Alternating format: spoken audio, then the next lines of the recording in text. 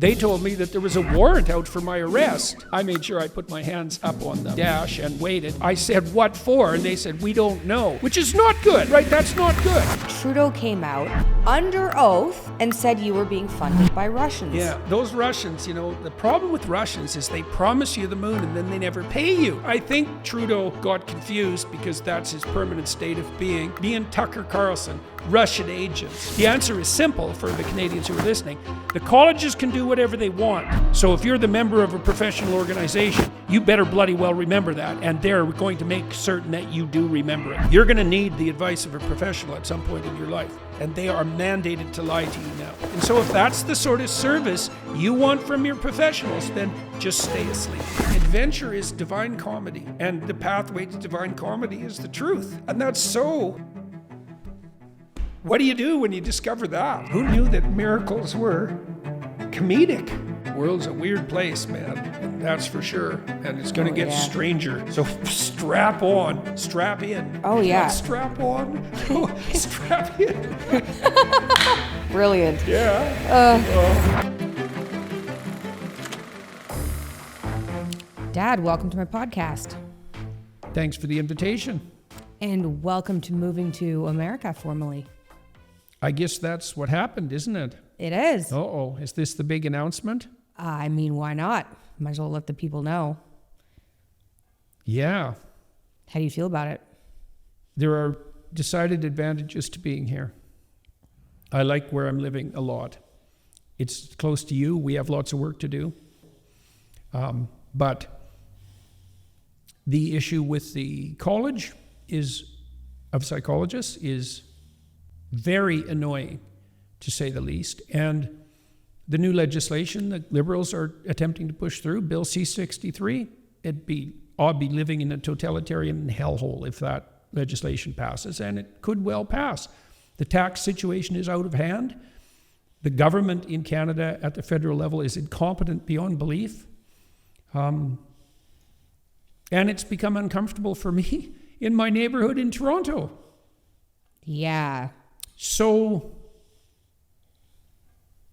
and you're here. And it's sunny all the time. And we have things to do here, which we're doing, which are working.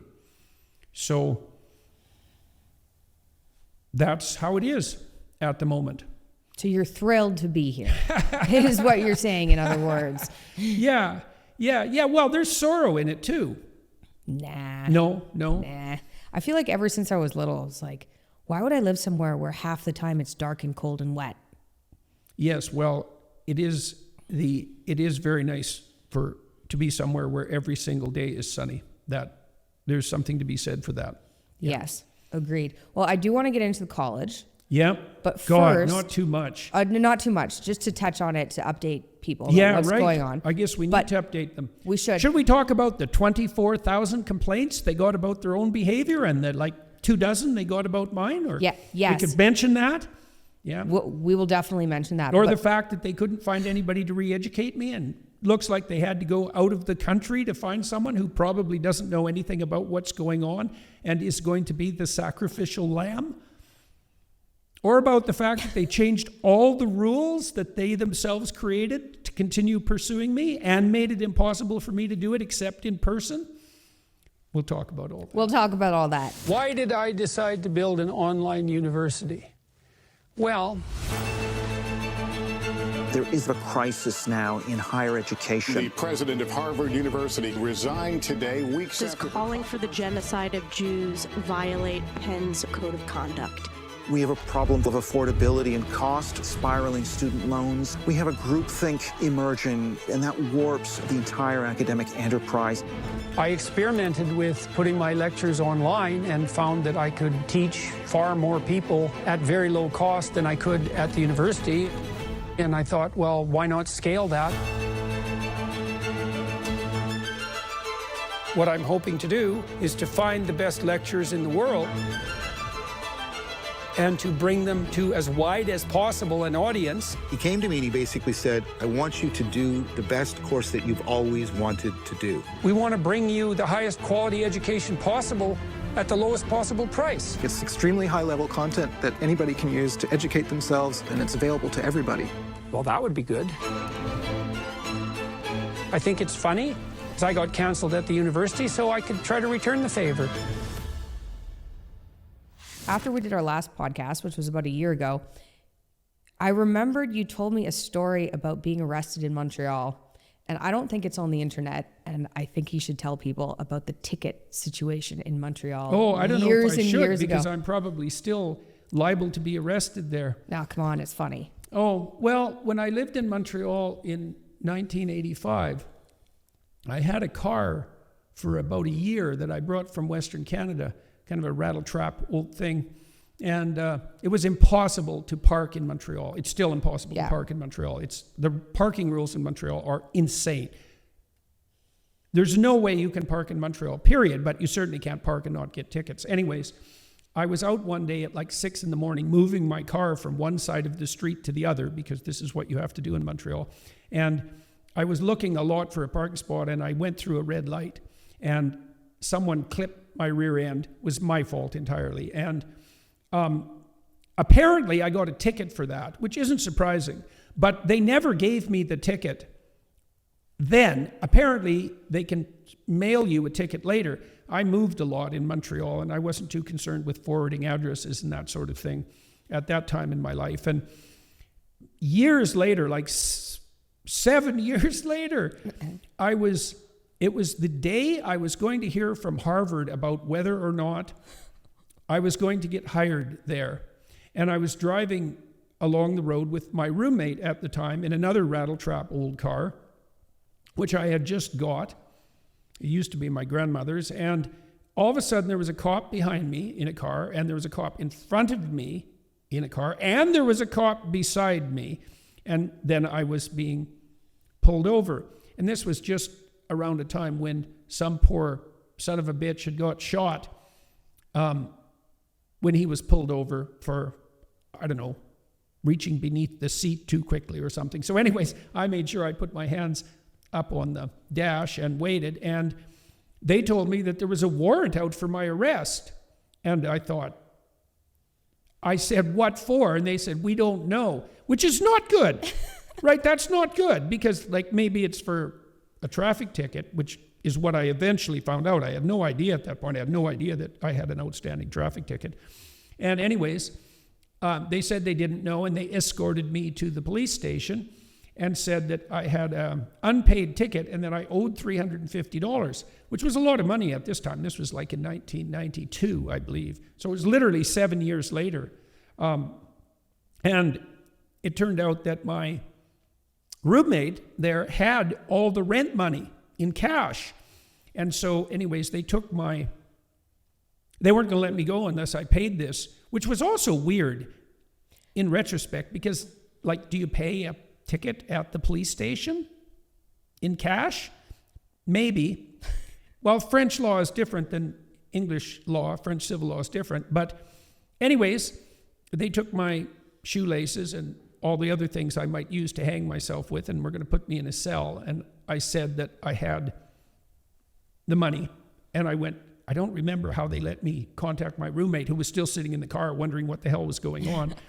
And I paid it, and they let me out, and I thought they would just figure if I got a call from Harvard to let me know whether I got my job there, that I would be in jail, and I wasn't sure how that would be explained.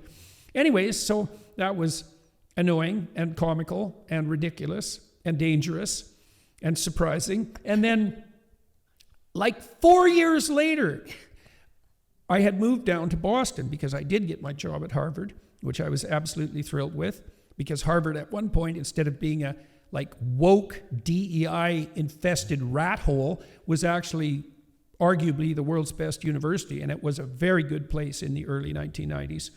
And I was driving back to Montreal to visit people in Montreal, and I made a left-hand turn where I shouldn't, because I was trying to get on a highway, which is also very difficult in downtown Montreal. People have to understand, Montreal is not like the rest of Canada. Parking is impossible. They changed the laws, so you have to move your car at like 5 or 6 in the morning because it's suddenly illegal to park on that side of the street. And driving is impossible, and nobody there drives properly, it's a crazy place to drive. Yeah, it is it like is. the craziest place to drive in Canada. And having easily. said that, apart from the riots, and we can thank Trudeau for that, because Montreal, when I lived there, it was a wonderful city. I loved it in every possible way, except the winters were brutal. The food was great. It was peaceful and a joyous city, really. It was a party outside all the time in Montreal. I loved Montreal. It was a great city. And so it had these weird bureaucratic problems, but that certainly didn't detract from the fact that it's just a great place. And anyways, I made an illegal left-hand turn, and the cops pulled me over. And they said, there's a warrant out for your arrest. And I thought, oh my God, now I'm really in trouble, because they basically have to take you in if there's a warrant. And I said, well, I have no idea what's going on here. Like, I don't live here. I've been gone for like 3 years.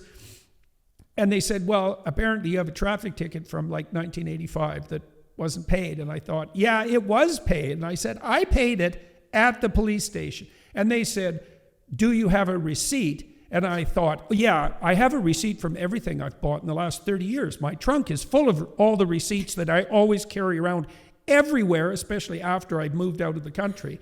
I said, well, no, I don't have the receipt, like seriously, And they said, well, we either have to arrest you or let you go. And they let me go, which was like, okay, well, thank you. I mean, that's excellent. I don't understand it, but great. I think I had you with me in the car, always coming in handy. Yeah, I know, baby. And I think Tammy was with me. And so, we looked vaguely respectable.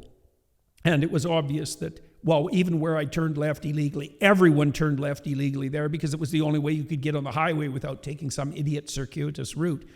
So anyways, then I thought, well, what the hell am I going to do about this? Because I paid that ticket. So I phoned the police station. I said, there's a warrant out for my arrest. What should I do?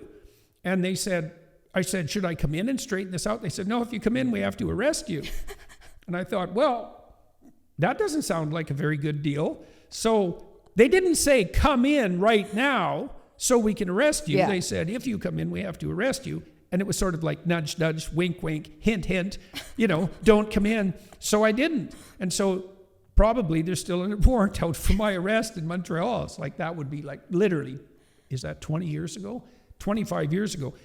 I don't know, I probably owe $187,000 in accumulated fines now. And like, I'm facing a prison sentence of 15 years. And if that happens, then it's your fault, Mikhaila, for making this story public. So anyways, who knows? Hopefully, I like that. It's story. long forgotten, because things could be forgotten before computers were everywhere, and nothing could ever be forgotten ever. So yeah. Anyways, Montreal is a great city. Let's accept that now there are riots there all the time, and that's Justin Trudeau's fault, and that's because he's a scum rat. And hopefully, when Canadians wise up, as they are rapidly, next October, because he'll last that long, because Jagmeet Singh, who's like the world's worst political weasel, and that's a hard contest to win, is propping him up because he's a coward. He's a corrupt, posturing, narcissistic, power-mad, posturing, I said that already, but he does posture a lot, so it's okay to say it twice. He's got all of Trudeau's faults and none of his virtues. And given that Trudeau is like 85% fault and 15% virtue, if that, then Justin Singh is quite the catastrophic monster. To think of him as a leader of the working class is something so preposterous that it could only occur in today's political situation. Anyways, Pierre Poilievre, who's one of the new conservatives in Canada, with a spine like Danielle Smith, who's giving Trudeau hell, and justly so, Pierre Poilievre and his conservatives are going to demolish the Liberals. They might not even exist as a political party. They're right now in third place after the NDP. Are they really? Yeah. And they could fall fourth. With any luck, there'll be no Liberals left. And I hope that I've had something to do with that, because they richly deserve it. They richly deserve it. I mean, Guilbeault, who's Trudeau's Minister of Energy, he's basically declared war on Alberta, which has the third largest fossil fuel reserves in the world and could provide all of North America with stable energy forever. Stable, clean, dictator-free energy forever. Guilbeault announced 3 weeks ago that he was a socialist. It's like, I don't know if you noticed, Steve, baby, we have a socialist party in Canada. It was called the NDP. The Liberal Party were classic liberals. The socialists were to go in the NDP, but the bloody progressives don't care about that. They lie about everything all the time. And if they have to infiltrate Canada's centrist party and turn it radically left, so radically left that the NDP actually have no reason to even exist, they don't give a damn. And then you have the specter of Singh cozying up to the Liberals, constantly supporting them, even though he publicly proclaimed that he wouldn't, or that he'd stopped, only to guarantee his pension, which is exactly what's happening. So, yeah, he's despicable, and seriously despicable. And I can say that now without having to be afraid of being reported to the Canadian College of Psychologists by a dozen people compared to the 30,000 complaints they got about their treatment of me, all of which they're supposed to investigate, and none of which I imagine they did. So perhaps I'm free to say that now, given that it's true, like all the other things I said that I was complained about to the college. This is why I'm glad you're now living in Scottsdale and not in Toronto. Hey, well, it's no wonder. Do you know that Canadians are now poorer per capita with regard to GDP than people who live in Mississippi? Canada is poorer. The richest province in Canada is poorer than the poorest state in the United States. And that's all happened since Trudeau, all of it. Canada was basically at parity a decade ago, and the Americans are basically 40% ahead. You know, and you can see why, because what happens is that as soon as you're successful anywhere in the world, if you have any sense, you move to the United States, because everything is way easier here, and you don't get hassled as much. I couldn't believe how much easier it was here when I moved. Everything. Like, it's buying things is way easier. Like, you can instantly get anything, which is amazing. You know, it sounds like that's maybe over the top. But it is over the top. It is over the top, but it's very convenient. It was even easy to get a driver's license. Oh, I know. Getting a driver's license is easy. Like, everything's easy. The amount of red tape in Canada compared to here, it's insane. You can't do anything. It's crazy. Yeah, well, and the Americans are going to be working real hard at getting rid of some extra red tape. So, yeah. And they'll probably manage it. That would be great. Well, we might as well cover. Oh, before we cover college, congratulations on hitting #1 on the New York Times bestselling Yes, and list. thank you very much to the New York Times for posting my book as #1 on your list. I'm sure you were absolutely thrilled to announce the fact that a book that I wrote that concentrates on religious tradition is now the #1 best-selling book in the advice. What is the category? It was self-improvement and miscellaneous, I believe. Yeah, advice, self-improvement, miscellaneous, something like that. And is it a self-improvement book? Well, sure. Why not? Everything you do kind of circles around that. Yeah, well, right? I am a psychologist, and so far, a clinical psychologist, and I try to make everything I do have its practical applications. And so this book is We Who Wrestle with God is what it's called. I guess it's sitting right there. It's perfectly angled. It's perfectly angled. There we go. We see the world through a story. And the modern insistence is that that's a fragmented and meaningless story. That's what makes you a nihilist, or that the only true story is one of momentary pleasure, and that's the hedonistic fallacy. Or it's a story of power, which is what the postmodernist radicals push, and the Marxists and the tyrants. And none of that's true. The nihilistic story, the hedonistic story, the story of power, they're all self-devouring. They can't sustain themselves across time socially, and they lead to misery psychologically. And the biblical insistence is that people live in relationship to the divine, and I believe that that's true. Or not, because you don't have to, but it's true that you can and should, or else that's also true. And it's paired with the insistence that the true and proper story of your relationship with the divine is one of voluntary sacrifice. And that's true. It's true. And what I tried to do in the book, or I think what I did in the book, because it was more than try, I made sure that all of the interpretations I offered for the biblical stories were scientifically valid. And so that's fun. That was an interesting challenge to manage both of those. And I think we're at a point where that can be done. And I also think we're at a point where we can understand what the biblical stories mean in the kind of detail that makes them conceptually coherent, even self-evident, and very, very applicable to the manner in which you conduct your life, the way you direct your attention, the way you treat yourself, the way you treat others. I learned a lot writing this book. There's a couple of things that went along with it. I did a seminar on Exodus with the Daily Wire, which was the most popular offering the Daily Wire has ever produced, except for Matt Walsh's movies. And so that was a complete shock to everyone, although to give the Daily Wire credit, where it's certainly due, they were fully on board with that endeavor, and they even funded it when it doubled in length. And so good for them. And I learned a lot from the stellar people that were on that series, participated with me. And we just released the Gospel series on Daily Wire it'll be released December 1st. Same crew, couple of additions, couple of subtractions. We had to work with people's schedules. But I believe the Gospel series will be everything that the Exodus series was and more. And so that's really fun. I have another book planned in this series, which will deal with the story of Job and the Passion of Christ. And it's already written, 80% or thereabouts. And so I'll continue my analysis into the New Testament. Unbelievably interesting work. And I think, well, we'll see. The public reviews are already in. Once you get about 150 reviews on Amazon, the rating stabilizes. Most of the negative reviews are, and there are very few of them, by the way, are people who received damaged books.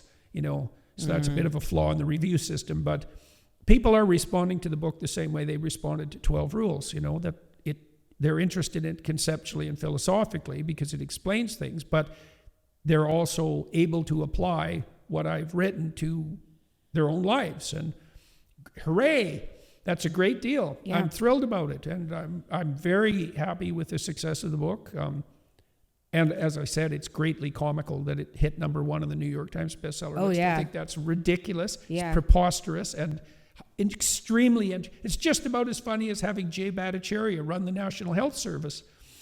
Or Elon Musk cleaning up the American government. It's like, what the hell? Everything has turned into everything has turned into a right-wing comedy. I know. What the hell? It's really satisfying. It's so satisfying. Oh my gosh. You did Sermon on the Mount for Peterson Academy too. Yeah, well, that's the other. Forget about that. Yeah. Well, that's another thing, another sequence of very unlikely events. When did we launch? August. We launched in August. We kind of launched in July, and then there was a pre-enrollment till August. Right. August. So we launched Peterson Academy, and its goal was to bring the highest possible quality education, the kind of education that was reserved only for Ivy League elites, to everyone for the lowest possible cost. And we did that. I tell you, when I looked at the previews, the trailers, there's a lot of trailers at Peterson Academy, so you can go look at them there if you're interested. The trailers, what did Michael Mellis say about his trailer? He said it made him cry. Yeah. Yeah, well, I felt this now. That, for me, like, I cry at the drop of a hat, so it's not as big a deal. But Mellis is an ornery bastard, so to bring him to tears is really something. He did a course for us on the Soviet Union and totalitarianism, and you guys did a bang-up job of producing it. The images are great. Every course has its own style sheet. The trailers are exciting the way a good movie trailer is exciting. The courses look spectacular. The professors are excellent. The social media platform has really taken off. So why don't you talk a little bit about your experiences with that? Oh, well, it's a super positive place to be, which is fun. Like, you go on X, and I mean, I love what Elon's done with X, but it's very political, which is fine. We needed to push Still a rat hole of vipers. Oh yeah, and then there's some dark areas on there. Yeah. Wow, that I just recently found out existed, and was like, ugh. I don't know what that area is. But the people on the platform are mostly talking about philosophical ideas, self-improvement, talking about how watching the courses is applicable in their lives and how it's changing, like how they get raises or what they're doing in relationships. And it's just, and it's interesting. It's a little, I've never seen a social media platform where people are boosting each other up like they are on Peterson Academy. It's weird. It's great. Yeah, well, what we had hoped was that we'd establish a culture of communication on the social media side, because we want to have a social life for the university, and we're going to do, or for the academy, we're going to do a lot more on the social life side. Yeah. And we wanted to ensure that there was high-level civilized discourse that characterized the social media platform, which has many of the same features as the standard, common social media systems that everyone is familiar with. Now, how many people did we kick off?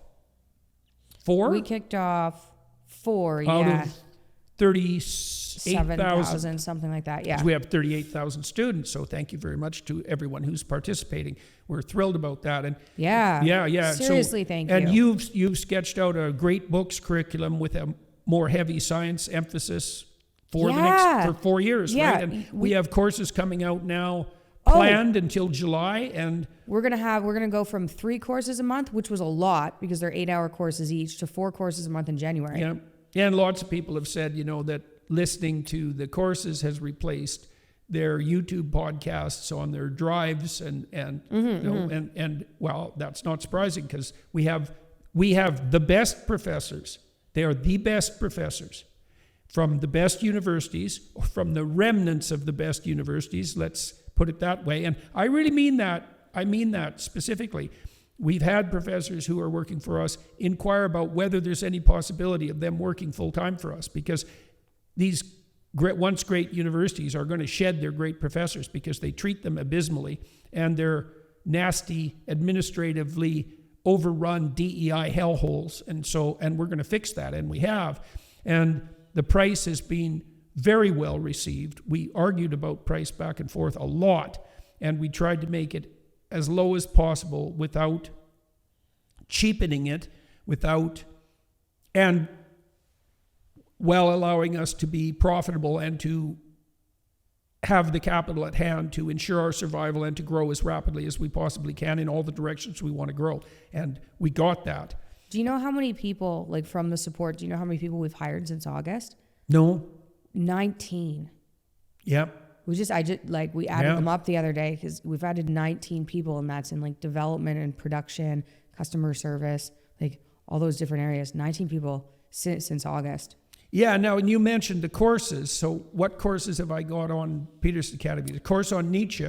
Nietzsche's out. First half of Beyond Good and Order. So I still have to do the second half. What else is Beyond out? Good and... Beyond Good and book. Evil. Sorry, Beyond Good and Evil. That's good. Beyond and order always go together. So okay. So you have Sermon on the Mount. You have a personality course that looks amazing that's coming out in December. Yeah. And then we have Piaget that you filmed. Right. You filmed a Maps of Meaning course. Like, we have a bunch that you've already filmed. Yeah. How to Organize Your Life. Those are already filmed. Yeah. So those are going to be coming out next year. The personality one looks great. Yeah. The trailer for that should be done relatively soon, eh? Yeah. I mean, it's out. It'll be out right away, like December. Yeah. And who are the most popular professors on the platform at the moment, do you think? You know who people really like? People really like James Orr's course. Well, like, and James Orr is the There's archetypal professor. I know. Right? He's got the perfect English accent, British accent, and he does. People love that. So he has ancient philosophy, and that's his recent course. Can I remember what the other course is? Oh, Plato. Yep. So it's funny. Like, people really like those courses. And then if people ask, like, hey, I just joined the platform, what courses should I watch? Usually people have completely different answers, which is nice. Oh, that's good. Yeah, so that's a good sign. We don't have any unpopular courses, I would say, and all the professors. And we're gonna maintain this level of quality. We want all our courses to be outstanding, and the production quality is unsurpassed. I think we can safely say that these are the best university lectures that have ever been offered in terms of content and presentation, and maybe by quite a lot. We have David Eagleman coming out right away. which is going to be amazing. And we have math. I'm going to watch all the math ones. Yep. I haven't seen all the courses. Like, Yep. We've done editing and everything, but I haven't watched them all the way through. But the math courses look really good. It's like an intro to trigonometry, algebra. There's one other one, but we're going to cover all those, which should be really fun. Yeah. It's been so much fun. Yeah, and we're working hard on the accreditation side insofar as that's necessary. And it's desirable, and I believe we'll crack that problem in the next relatively short while. We've got good leads, and even if that doesn't work out because the accreditation agencies are stuck, in 20 years ago and are also ideologically corrupt in the same way that the university institutions are, we're going to figure out ways to match our graduates with employers, and I'm certain we'll be able to do that. Yeah. So, and hopefully offer people who do very well opportunities, economic opportunities. That's also part of the plan, and it's a serious plan, and it's a high probability outcome. Although most people, I don't know the exact percentage, but most people on the platform have jobs. Like Yeah. most people on the platform are interested in educating themselves further, but have their job situation. Yeah, do we know off the top of your head, do you know what percentage of people are taking the exams and compared to what percentage of people just want to take the courses? I don't. I need to catch up with our Yeah, well, CTO and see about that. It was an open question as far as we were concerned, what percentage of people would want the formal education process, which it would include examinations and accreditation, and what percentage of people would just, that's not the right word, would be interested in the platform purely because they wanted to learn, which is the best possible motivation. Everyone on the platform who's teaching is there merely because they want to teach.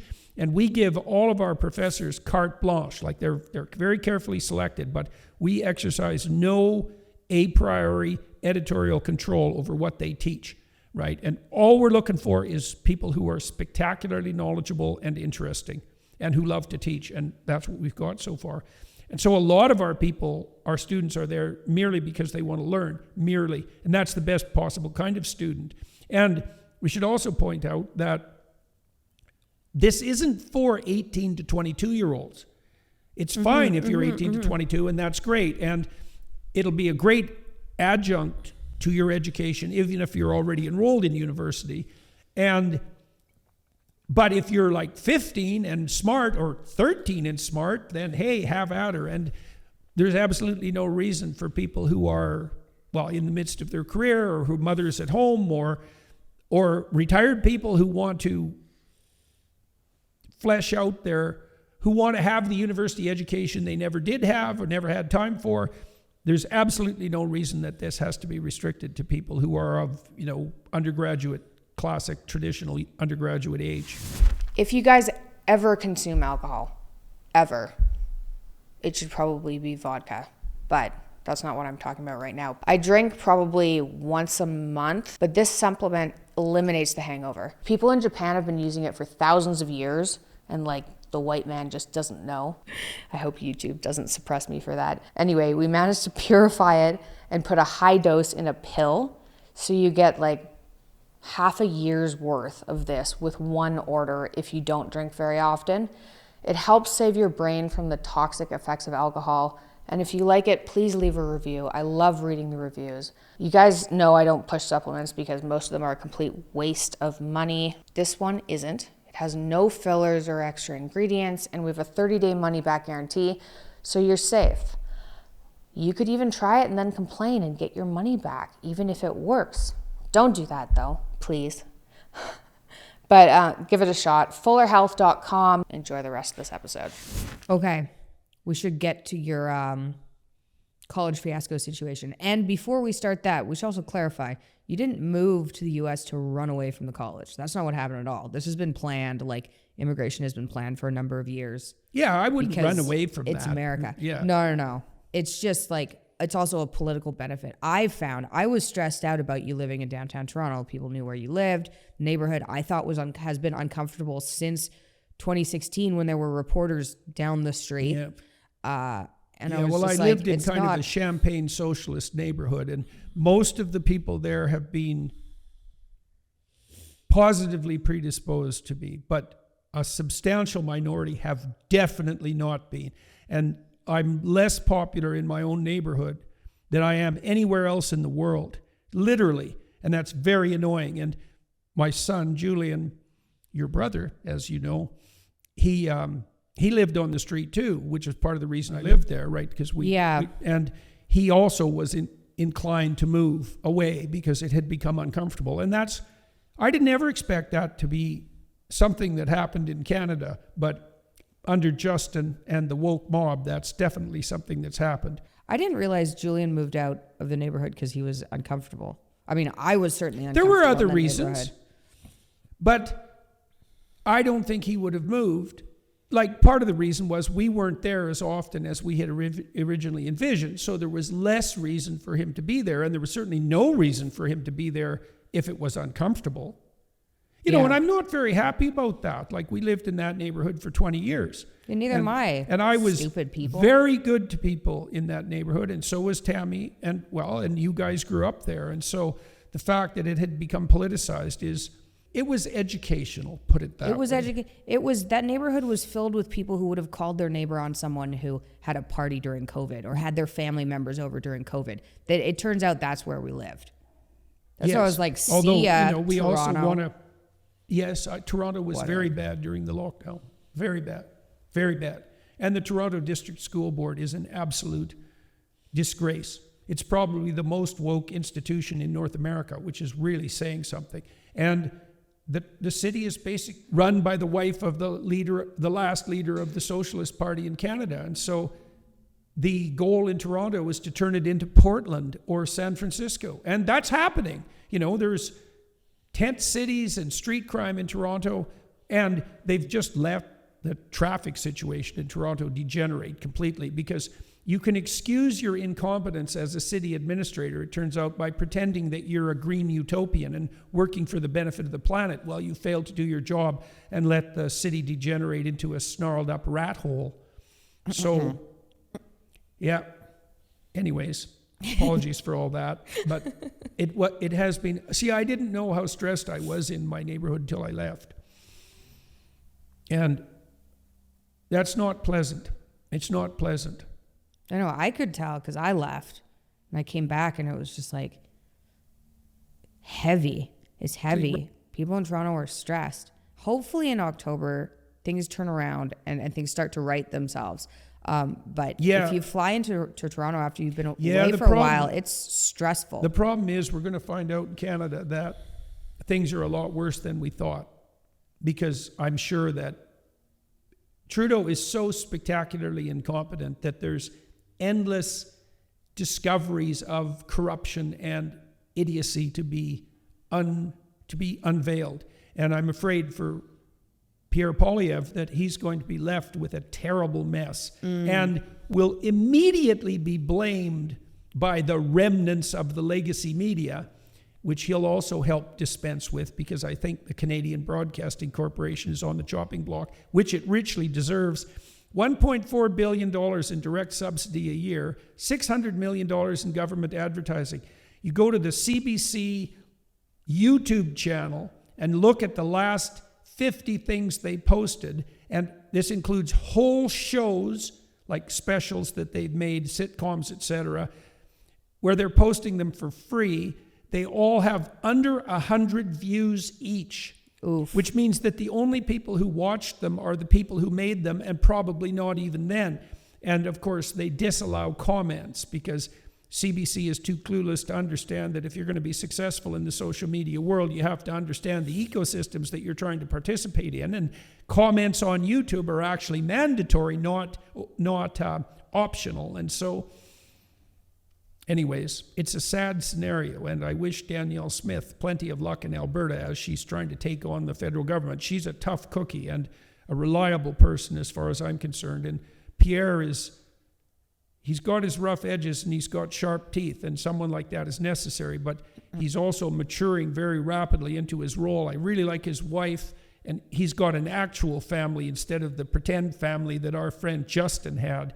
And it's not a facade or a lie like Justin's whole life. And so with any luck, next October, Canada will flip hard, and much harder than the United States has. I mean, obviously Trump won a spectacular victory, but it's still about a 50-50 split in the United States. Whereas in Canada, it's going to go 90-10, I think. You think? I don't know. Oh, it will in terms of the election results. Oh, I could see a situation easily where the Liberals lose their party status, because you have to have a certain number of seats. You have to win a certain number of ridings, constituencies, to maintain your status as a party. I could easily see that, not the Liberals failing at that and actually not existing as a political party anymore. That'll be Justin Trudeau's legacy. Well, they've moved so far left, there isn't a political party there. Well, there's certainly not a socialist political party left. Yeah, So yeah. now, the NDP, the Socialist Party, will pick up a fair number of the people who are too daft to know that the whole woke mob scene of idiocy is over. And there's, the NDP in Canada has picked up 20% of the population since like 1960. That's unlikely to change. But the Conservatives are going to win an overwhelming victory, and they're actually conservative, God willing. And so, which means in American terms that they're basically classic liberals, by the way, because Canadian Conservatives are centrists by the standards of any other country. Yeah, so definitely. Anyways, it's a painful thing to watch the country degenerate into fractious poverty as a consequence of nothing other than immaturity, which is like the hallmark of Trudeau. He's so immature. He looks like a 14-year-old. It's no wonder he was like, I learned this when I was a therapist. I learned to look at people to see how old they were psychologically. Like, I could watch my clients while they were telling me stories, especially stories about their past. They would take on the facial expressions of children sometimes when they were talking about past experiences, especially traumatic experiences. And I learned how to see how old people were. And I swear, this is not a personal slur. Trudeau is somewhere between 13 and 15. And that's not good when you're 50. He was at a Taylor Swift concert the other day, non-ironically handing out friendship bracelets while Montreal burned. It's not acceptable. And so he was the pretty boy of the progressive movement. And he's going to get his comeuppance, but I'm afraid, as a wounded narcissist, that he's going to do plenty of damage. The country doesn't deserve a leader as spectacular as he is, and he's certainly going to show that to everyone in this last year of his rule, because he'll take his revenge. He will take his revenge. He's going to do that with Bill C-63, which is the most totalitarian bill I've ever seen. You think they'll actually pass that? It's through first reading. Yes. Oh my gosh. I think they'll pass it. That's I think they'll pass crazy. Okay, thank goodness you moved. Yeah, well, it's a bill that purports to protect children from online harm. And that's the beginning of the bill and the end of the bill. And the middle is literally the creation of a new extrajudicial system that isn't bound by the rules of legal investigation or guilt, which has an unlimited range of expansion and all the powers of a court. And more than any court in Canada has ever had, as far as I can see. And can you tell people just briefly what the bill is about? Well, here's one of the elements of the bill. So you'll be able to take the complaining types, so the informants. 80% of the population. No, it's not that high. It's about 30%, I would say. That's still scary. Yeah, I know. It's plenty. You'll be able to take someone in front of a provincial magistrate because you're afraid that sometime in the next year they might commit a hate crime, which is the sort of thing that people are being pursued for in the UK now, although they call them non-crime hate incidents. They're not actually crimes there, although they're recorded and they come up if you do an employment search for someone. And there's thousands of people being persecuted for non-crime hate incidents, including journalists. Non-crime hate incidents. So Orwellian. It's unbelievable. Yeah. Anyways, if I'm afraid that you might commit a hate crime, on the basis of my fear, if the magistrate agrees that my fear is warranted, and God only knows how that is to be adjudicated, it would certainly be warranted, let's say, in my situation because I'm a repeat offender, as the college has so, what would you say, morally pointed out. I'm at high risk to reoffend with my appalling opinions, like, for example, the opinion that it's a crime against humanity to slice the breasts off minor girls who are confused about their life because they've had their brains addled by their appalling teachers and were not protected by their cowardly psychologists and their criminal butchers, the criminal butchers who are masquerading as surgeons.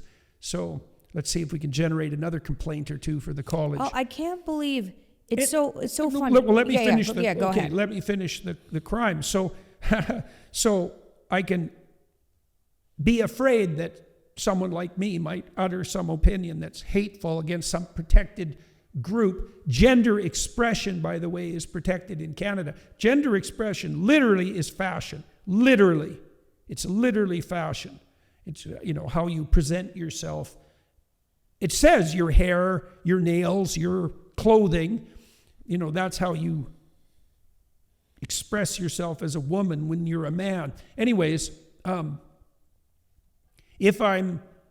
if you're afraid that someone might commit a hate crime and the judge agrees, then he can fit that person with an electronic surveillance bracelet and basically keep him in his house for a year. No. Yes, absolutely. 100. Read it yourself. Bill C-63. It's in the middle.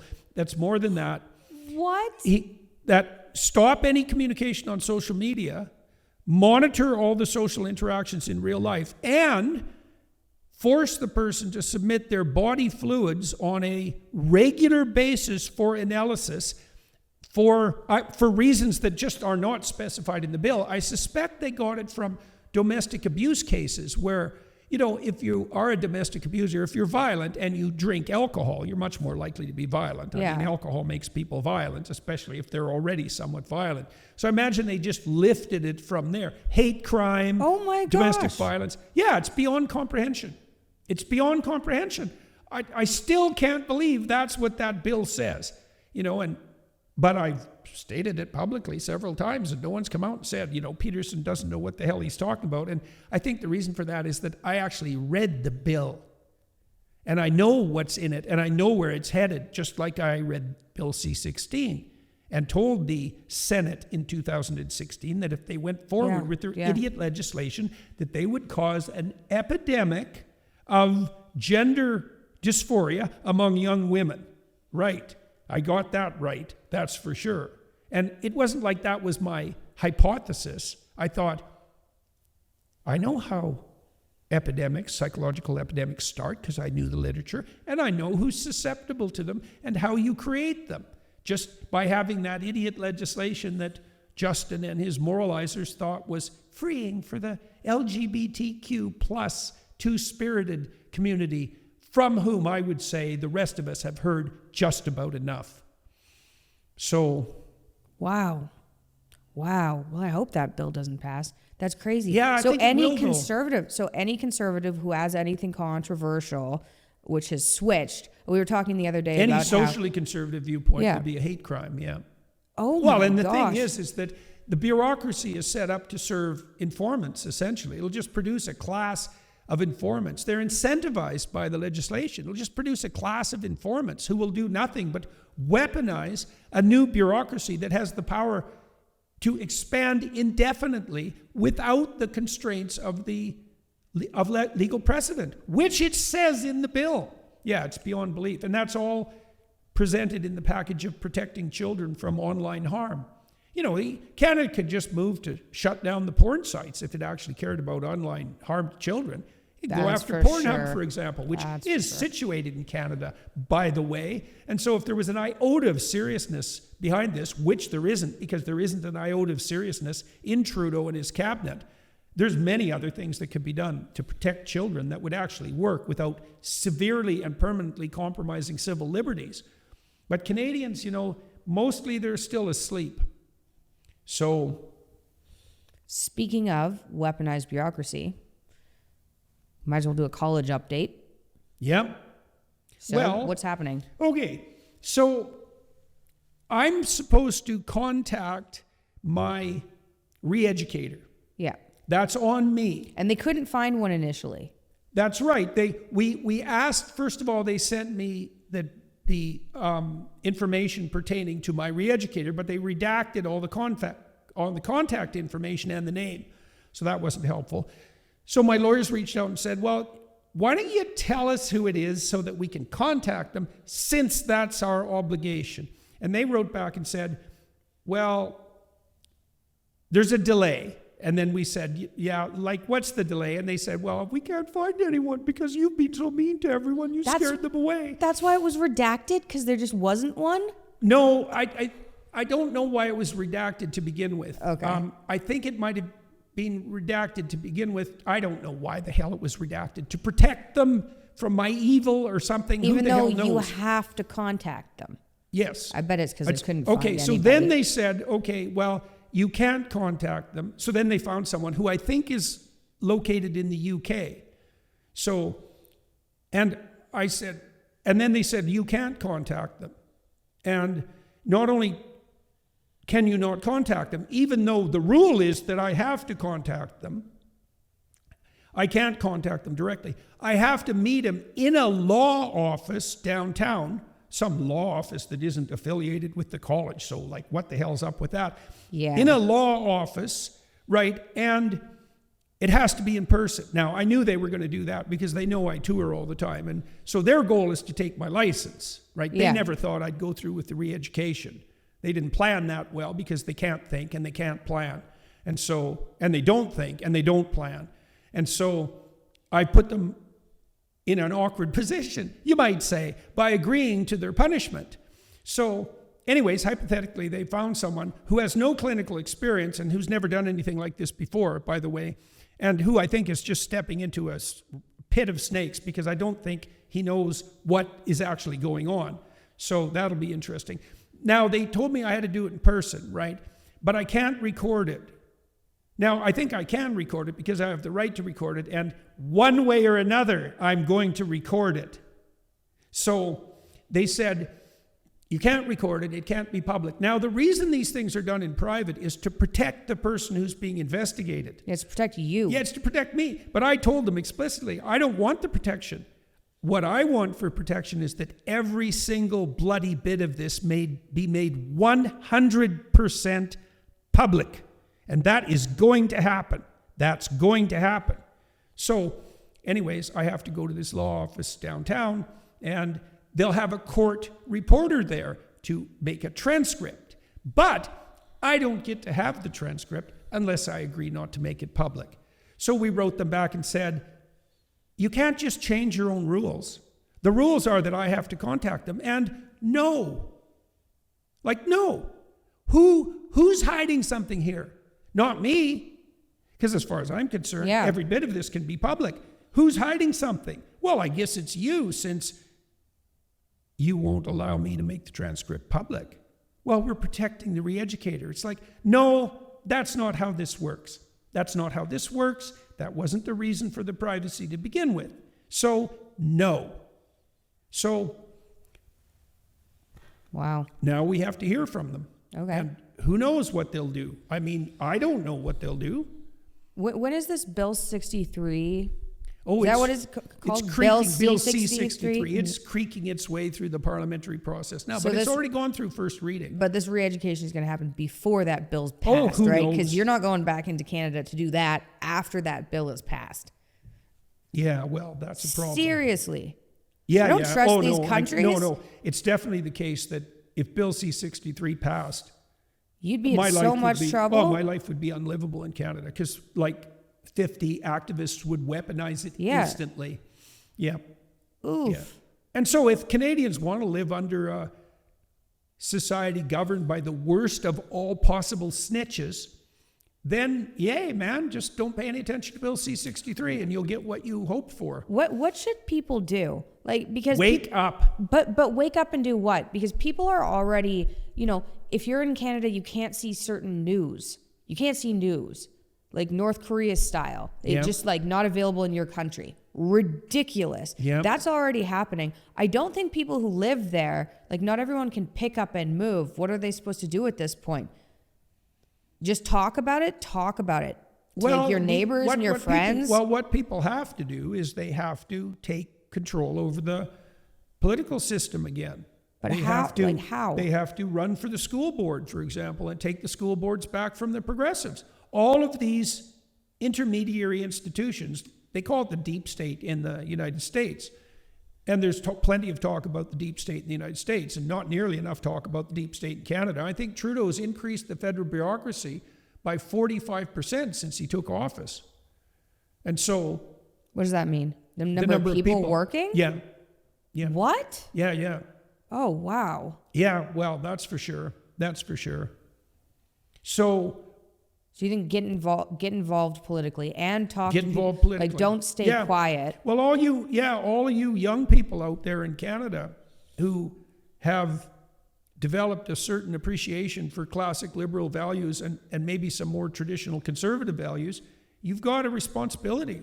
It's like, get out there and clean it up, join a political party, run for school board, run for town council. Many of the cities in Canada are hyper woke. Many of them are members of the C-40 city consortium. They're a wonderful group. So no one knows this either, but you might as well know. So 40 of the biggest cities in the world, I know Edmonton is one of them, even though Edmonton, Alberta is probably not one of the biggest cities in the world.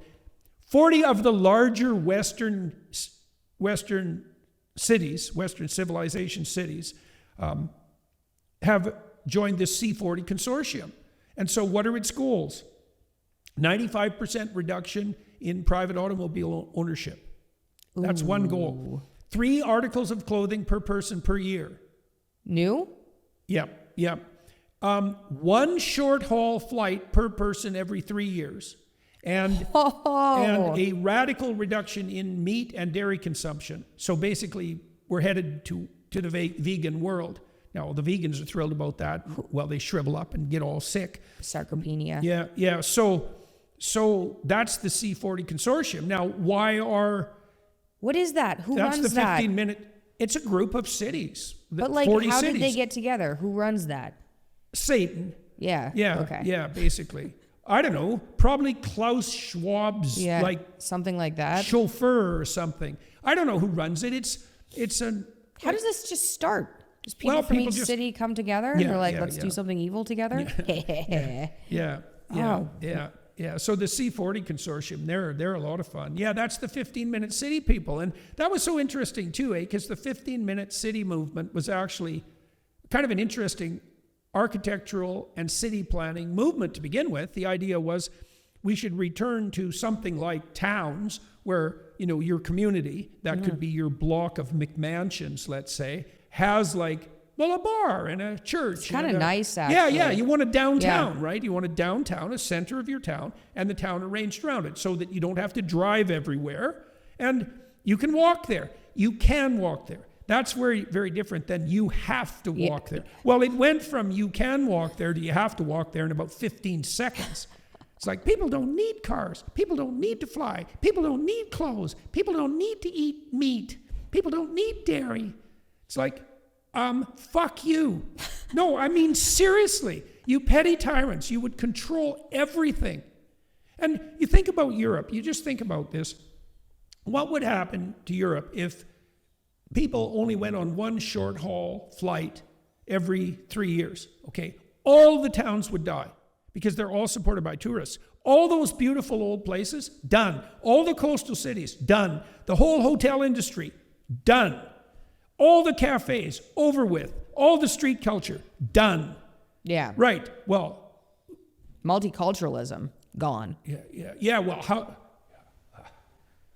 That's not, they don't have, I don't understand what kind of power, this isn't going to happen though. Although I did hear, I don't remember, I was on X, it was some state talking about cars and taking away cars. I don't know if you saw that.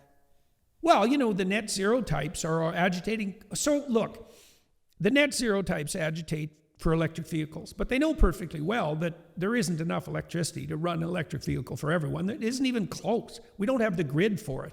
And we don't have the technology to produce that much electricity with renewables, that's for sure, because guess what? The spot price of electricity spikes towards infinity when it's nighttime and the wind isn't blowing. And so that's a big problem.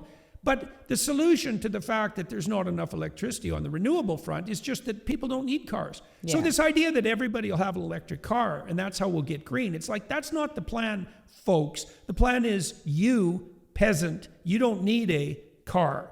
Nobody needs their own private transportation. What does need mean? We'll go to public transportation. It's like no one takes public transportation if their time is worth more than minimum wage. Or if they can afford not to. Well, the reason is most of that's just a matter of pure efficiency. It's like if your time is worth anything, you don't waste it on public transportation.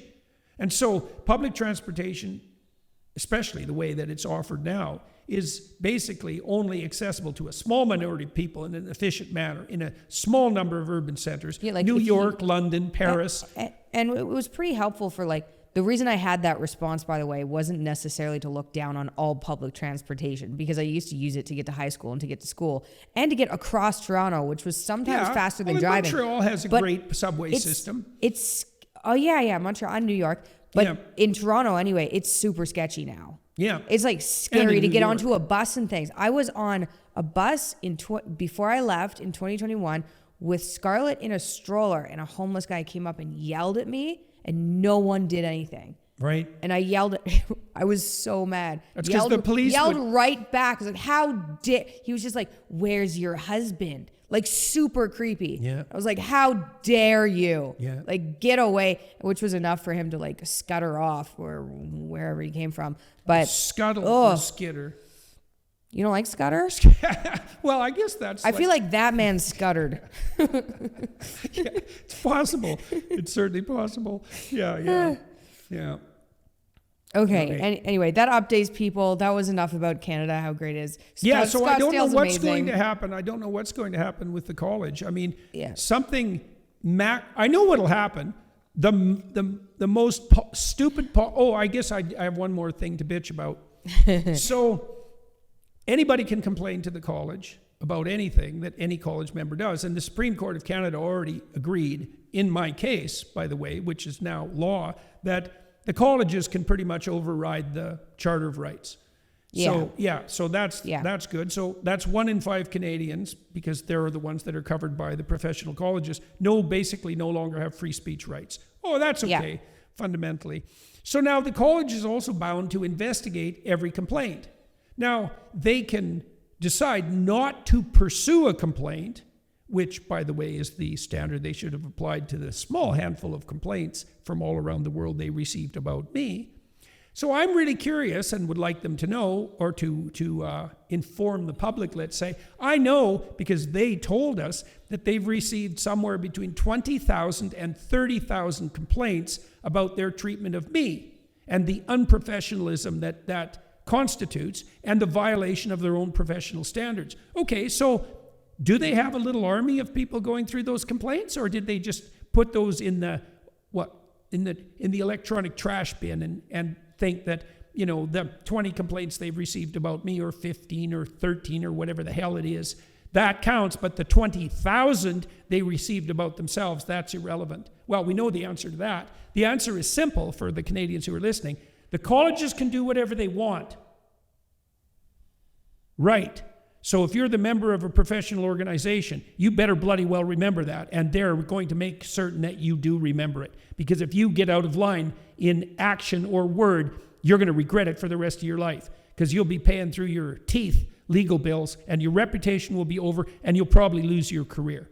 And all of those things have been aimed at me with, not a spectacular degree of success, but I think they will eventually manage to take my license. And they've already blackened my reputation, because if they do take my license, which is their plan, then I'll be disgraced psychologist Jordan Peterson. And so that's very annoying. And I can see why the other psychologists cower into their corners and remain silent, but I should also tell some people something else. You're going to need the advice of a professional at some point in your life, and they are mandated to lie to you now. And if you're the least bit awake, you may have noticed that professionals are doing quite a bit of lying right now. And so when you have your child who's in trouble at 13 because they've hit puberty and they're sort of dubious about their new body, and you take them to a psychologist, and the psychologist says, puberty blockers are just the thing for your young woman, and maybe we can move her onto the surgical track with a little bit of evaluation, and very bloody little, because the rule is if you have a 13-year-old girl and she comes to see a psychologist, the psychologist better say anything you want, dear, including disfiguring and sterilizing surgery, because if they don't, then it's illegal. Right, and so if that's the sort of service you want from your professionals, then just stay asleep. Ugh. That's horrible. Oh, we do have one more thing to talk about. Involving Canada. I was going to make a reaction video to this. About a month ago or a month and a half ago, Trudeau came out under oath and said you were being funded by Russians. Yeah. And we haven't responded to that yet. So I thought we should. Right. Well, those Russians, the problem with Russians is they promise you the moon and then they never pay you. So I haven't got a cent or a ruble from the bloody Russians. And so anyways, let's take that apart. Okay, so the first thing we'll point out is that the reason Trudeau did that is because he isn't very bright. So the reason... He might have got confused. He did get confused. So what happened was there was a bit of a scandal that emerged around... What was the name of the media company? Lauren Chen was running it, right? And Lauren apparently entered into an agreement with a relatively shady Russian agent, I think that's fair to say, who promised her a substantial amount of money to start to expand her media presence into a new company, which would be center-right, online. And she involved some other people. They didn't know. They didn't know. No, They didn't know. Lauren Southern and Dave Rubin and Tim Poole were the main people who were implicated, although there's been no investigation into them. The evidence is quite clear that they had no idea where this money was coming from. They never accepted any editorial control over their content, and they were minimally involved in this new media enterprise. I watched Lauren Southern testify in front of Parliament, and one thing I would recommend to parliamentarians in relationship to Lauren Southern is you better be sure that you're smarter and more charismatic than Lauren Southern if you're going to bother questioning her, because otherwise she will slash you to death with her tongue, which is exactly what she did do, and it was quite something to see. I mean, that woman has been through hell, and I wouldn't mess with her casually, and they were messing with her casually, and it was quite something spectacular to watch her respond. It was like watching a mongoose kill a snake. And so you can go watch that. It's worth it. Lauren Southern and the Canadian Parliament. I mean, there's a mismatch. Yeah, definitely. It's like a jungle cat tearing apart a teddy bear. One of those creepy teddy bears that you see in horror movies that sort of slink along the floor.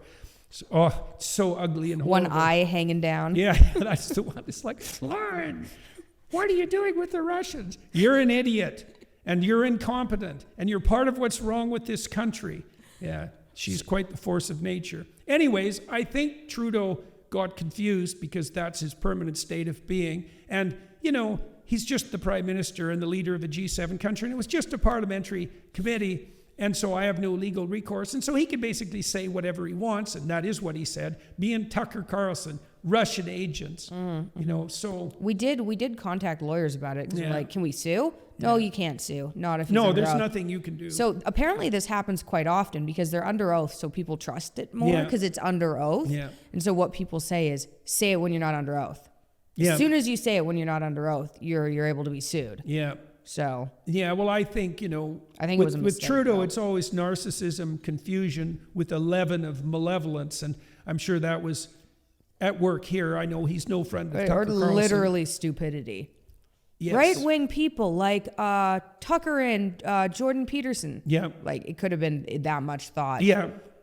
Yes. Which is terrifying. Yeah. Well, that's for sure. That's for sure.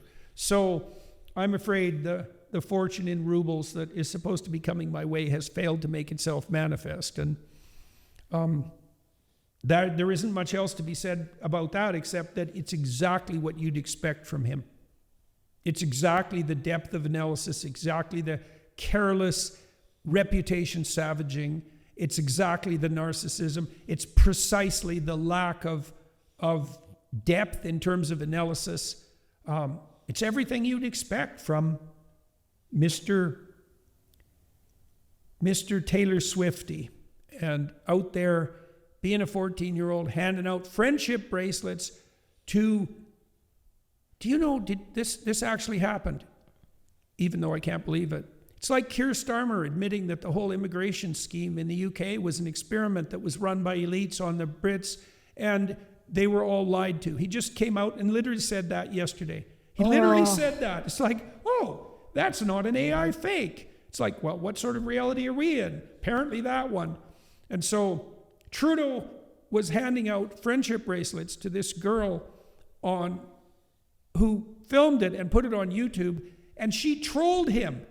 She put up a video showing that he was at the concert, and she wasn't very thrilled about that because she's 15 years old, and she knew enough to know that the leader of a G7 nation shouldn't be at a Taylor Swift contest with all these 15-year-old girls, or Taylor Swift concert with all these 15-year-old girls handing out friendship bracelets. And he came over to give her one. It's something like that. I may have the details wrong because I don't have the stomach to actually investigate this. And shared a friendship bracelet with her, and she was trolling him. And that's exactly right, is that we have a prime minister who has the media wisdom to be trolled by a 15-year-old at a Taylor Swift concert. It's like, it's no wonder that Canadians are now poorer than everybody who lives in Mississippi. Okay, so we're done. Okay, yeah, man, that was most of the podcast. We had a lot to say about Canada this episode. Yeah. Hopefully it'll turn around. It usually follows what America does. Like, I've seen that growing up. Yeah. It was like, fashion is cool in America. Then the year after, it's cool in Canada. Music is cool there. Then the year after, it's cool there.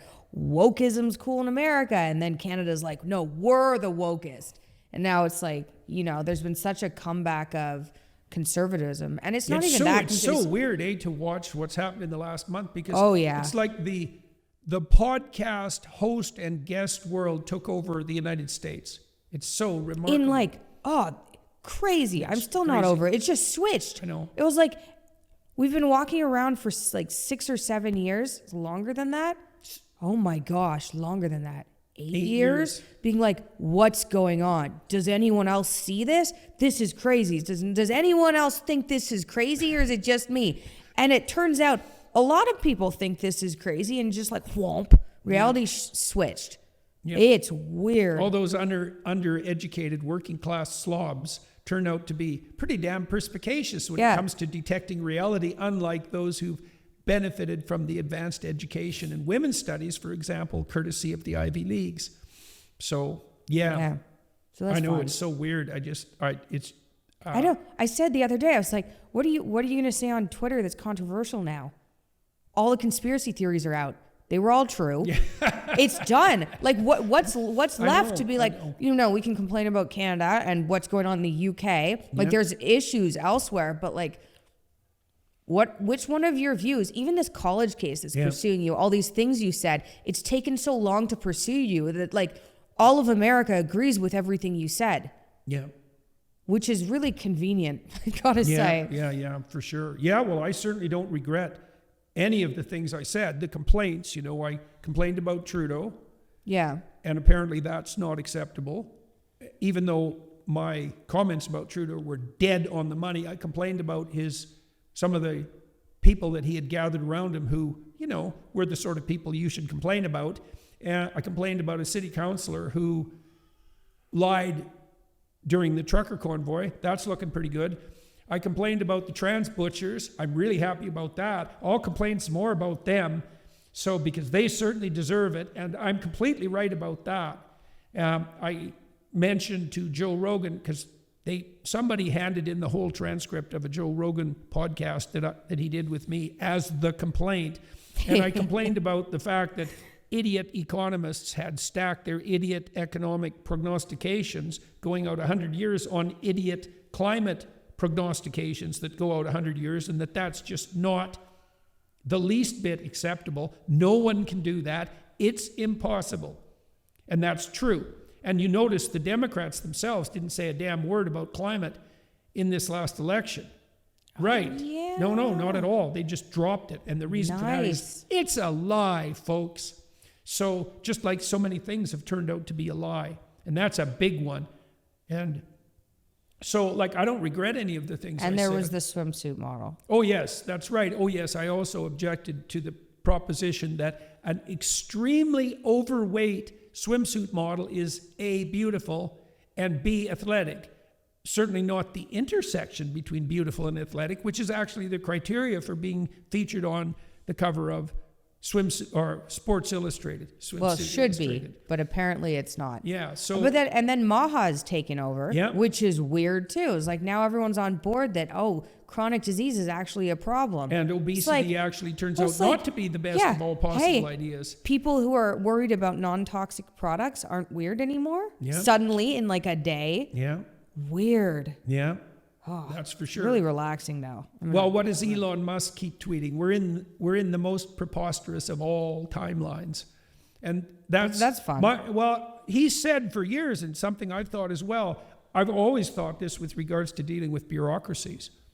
The most idiotic and comical outcome is the most likely one, and that's certainly what I've seen. It's certainly the case with the College of Psychologists. It's like, they changed their name, eh?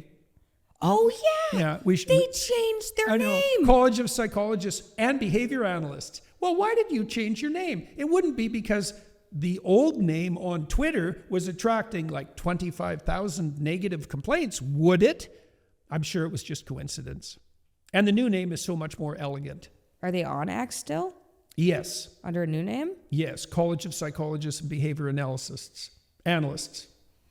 Yeah. I see. Yeah. Yeah, only a bureaucrat could come up with that name. Yeah. Yeah. So it's hard to type in. They're going to hope people are going to get confused. So I don't know what's going to happen with this re-education scheme. Like, first of all, they have to. What I'm going to do, by the way, I might as well make this public because I'm making all of this public.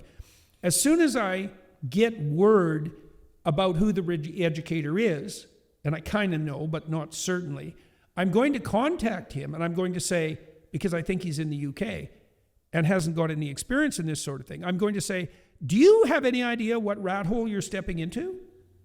Like, this is how you want to spend the rest of your life, is it? You want to jump into this absolute bloody insane mess and be what? The brunt of unpopular public opinion that's so intense you can hardly possibly imagine it for the next 10 years. Yeah, well, don't do it. And people will say, Peterson is threatening the re-educator. It's like, this is not a threat. This is nothing that I'm going to do except to make it public.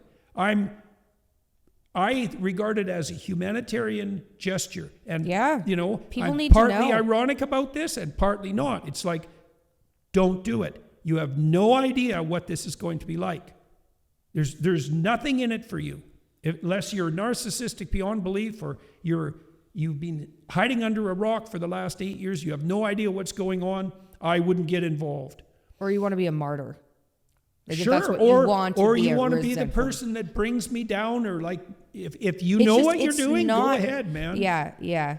And I'm glad you clarified that it's not a threat. I honestly feel bad for. I do feel a bit bad for that person. I wouldn't wish it on my worst enemy. No, because it's just such a. Obviously, the tides are going to turn. This is crazy. Objectively, it's crazy. They have to go through with it. It's too much of a bureaucracy to not go through with it. Yeah. They can't be like, oh, well, maybe we should have changed the way. That's actually not even true, because I offered them a public deal when I wrote a National Post article, and I offered them a deal. It was a very straightforward deal. And they had a new registrar, like the head of the organization, essentially, the administrative head. I said, look, there's actually a problem here. The problem is that technological transformation has made complaints far too easy. Mm-hmm. You can just go to the forum. Internationally. Yeah, internationally. And so let's change a few rules. You guys admit that you hadn't updated your technology to take into account the dangers of ease of complaint. And so now only citizens of Ontario or inhabitants of Ontario can complain, and they can only complain if they're first or second party recipients of the service of a profession. Okay, 80% of the problems go away right there. You admit that, and you change your policies, and I say, well, I can understand that you got caught up in a technological revolution, and I leave it be, and you leave it be, and 80% of the problem is solved, and we're done. So I offered that publicly. So Yeah, there is a way out. It's very simple. It would require not even any real loss of face on their part. Because some of that is, a substantive amount of that is true. Like, the complaint process wasn't weaponized before the complaint system was transformed electronically. Because it was a pain. You actually had to do some work to complain instead of just going, ha, click. Entire transcript of Joe Rogan podcast sent from Australia. Yeah, exactly. Yeah, which is what's happened, essentially. Yeah. Okay. Well, anyway. We've covered that. Okay, well. Okay, so, we didn't talk about the tour. Yeah. I'm on a tour again for We Who Wrestle with God. And it's primarily an American tour, although there are some Canadian dates. Hopefully I won't get arrested like Tommy Robinson. Gosh. There are some Canadian dates. The information on the tour is at jordanbpeterson.com.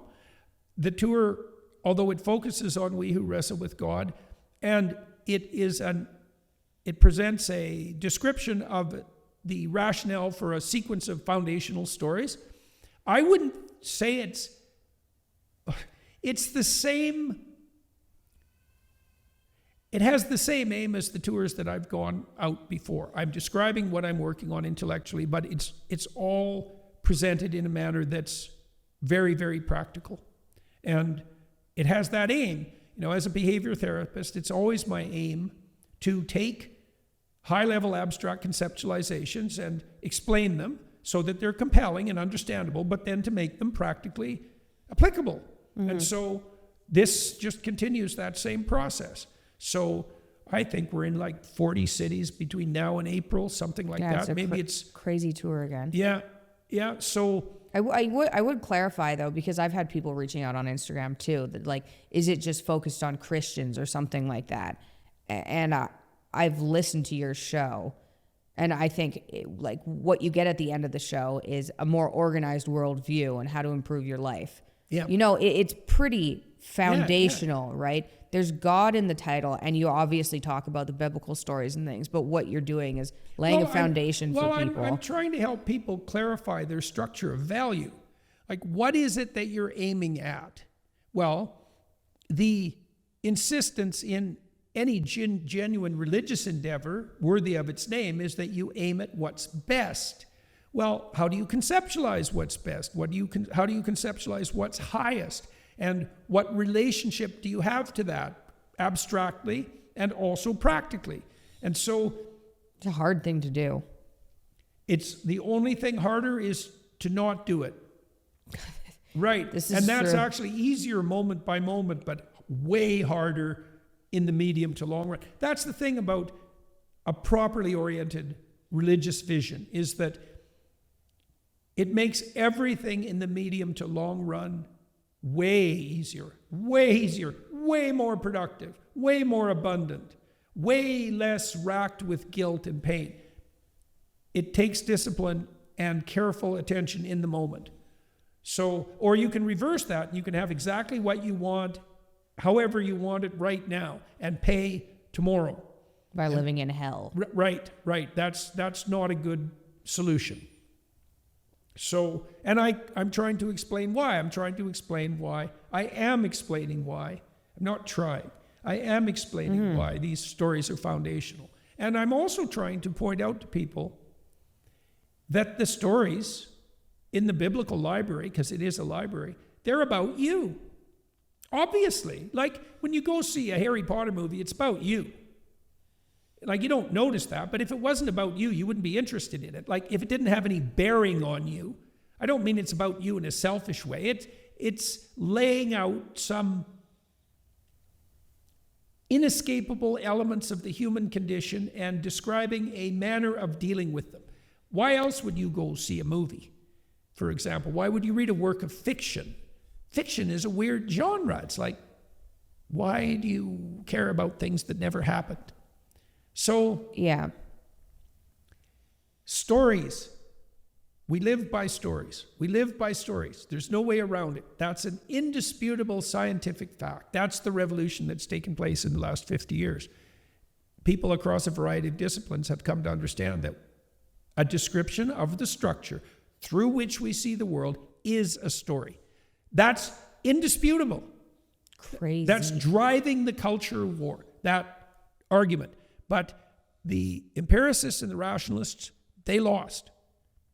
We do see the world through a story. Once you know that, the only question is, well, what's the greatest story ever told? Right, that's the only question. How did you figure that out?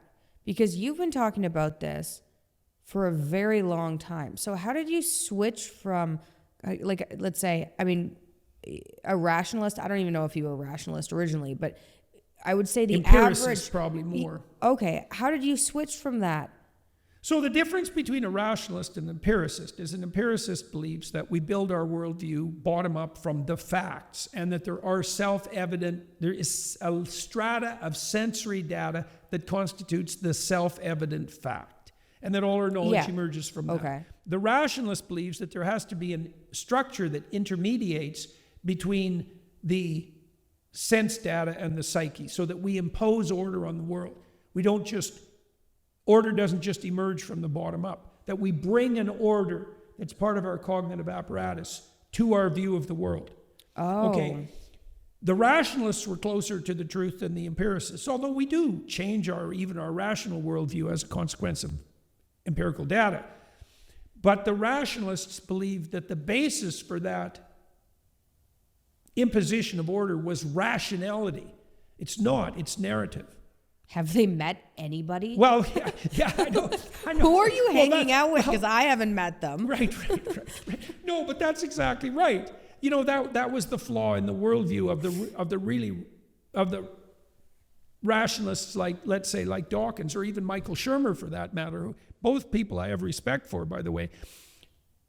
We'll free ourselves of our superstition, and we'll become scientists. It's like, A, no, we won't, and B, no, we won't. Almost no scientists are scientists. Yeah, we've seen that. Well, that's sure. Been loud and clear over the last period of years. That's for sure. Yeah. You know, I mean, Suddenly everyone was a scientist. Yes. They're like, oh, nobody's a scientist. Yeah. Well, then that's true. Like, it's really hard to be a scientist because you have to be willing to change what you think when you're wrong. Yeah, you can't have any ego associated with it. You have to look for where you're wrong. That's very annoying. It's very annoying, especially if you predicated your career on something you claim to be true. It's like, you know that thing that got me the job and my reputation? Turns out it's wrong. Yeah, you have to really want to find the truth. Yeah, you have to be desperate. And that's it. That's it. And then it doesn't matter if you're wrong, because who cares? The goal is to find the truth. Right. But well, the thing is, at that point, you're not only a scientist, you're also religious, because you believe that the truth will set you free, and you actually believe it. And that's hard. That's really hard. Like, first of all, no, there would be no real science without a bunch of false science. So let's get that on. Like, to do something right requires doing it badly a lot. So the fact that a lot of scientific studies aren't replicable, it's like, well, you know, some undergraduate did the study and it was his first one. So, you know, should it have been published? Yes, because you have to learn how to write scientific papers. Most science is wrong, but some of it isn't, right? There doesn't have to be much that's real for things. And like, how much of it do we want to be real? Do we want things to move faster than they already are?